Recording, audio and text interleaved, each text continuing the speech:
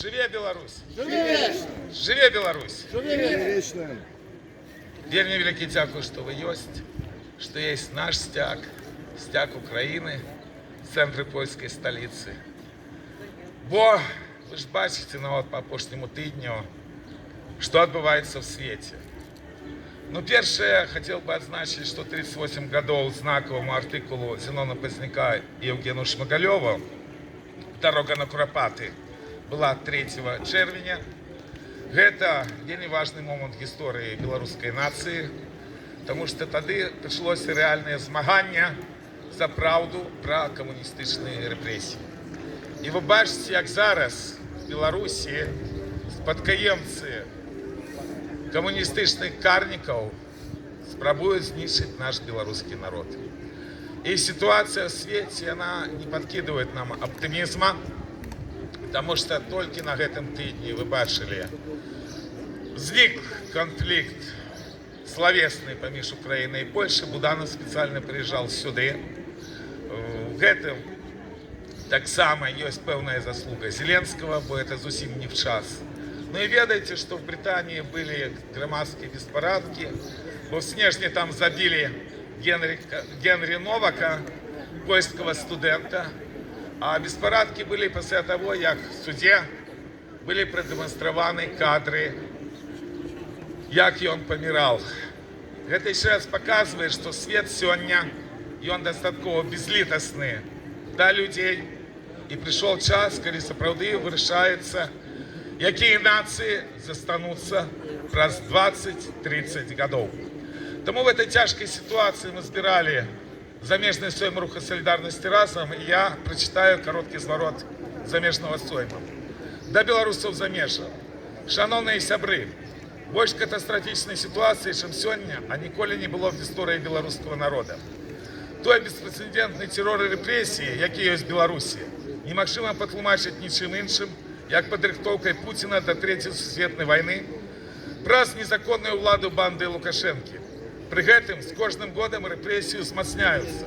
І паводле дадзеных Белпола рэпрэсавана ўжо 500 000 грамадзянаў Республікі Беларусь. Рэпрэсіі ўзмацніліся і пасля 21 червня 2025 года, калі в Менску пачались перамовы паміж прадстаўнікамі адміністрацыі прэзідэнта США і Лукашенко. При гэтым Еўразвяз працягвае будаваць новы жалезны занавес для грамадзянаў Республікі Беларусь. В той же час прымаюцца дыскрэцыйныя акты супраць беларусаў ва ўкраіне і шэрагу дэмакратычных краінаў. І гэта толькі дапамагае маскоўскім планам па акупацыі Беларусі і падрыхтоўцы да сусветнай вайны. Абсалютная большасць беларусаў ненавідзіць Лукашенко і не хоча ваяваць за вар'яцкія маскоўскія ідэі. Але замест падтрымкі беларускі народ пазбаўляе суб'ектнасці і разглядае якасці беспраўнага аб'екта. І практычна вся палітычная суб'ектнасць беларускай нацыі трымаецца зараз на гераічных чынах Міколы Статкевіча, Анджея Падшобата, іншых палітвязняў, які не здаліся рэжымам.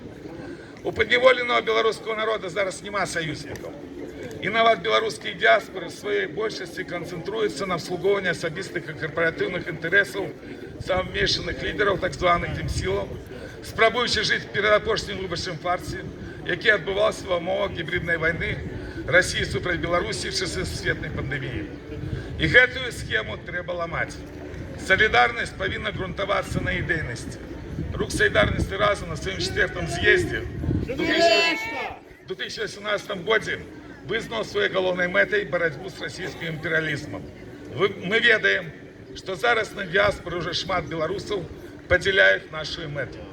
Тому закликаем долучаться до нашей деятельности. Бо только разом мы можем уратовать Беларусь. Живе Беларусь! В основу деятельности тут, в Варшаве и в інших городах Польши будут покладены те акции, які мы проводили с момента возникновения Руха Солидарности разом на площади Косуся Калиновского в 2006 году. Но не было ніколи лишнего часу и лишних грошей, как нечто лишнее робить. Сегодня, по заканчиванию акции Коля Коперника, запрошаю, кто поделяет наши меты, кто хочет все-таки допомогти нашей батьківщині, яка в вельми тяжкій ситуації, разом поглядеться гэтай акції, поглядець, що ми можемо зробити в Варшаві, в яким форматі. Бо перші дві імперіалістичні війни мусили уже навучить белорусскую нацию, что литости до нас нигде не будет.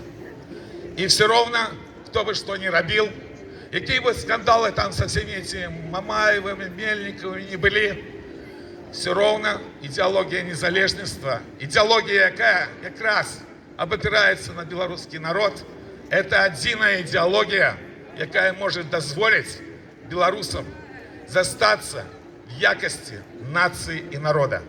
Бо все вельми страшно. И так не мусить быть. Все-таки я верю в то, что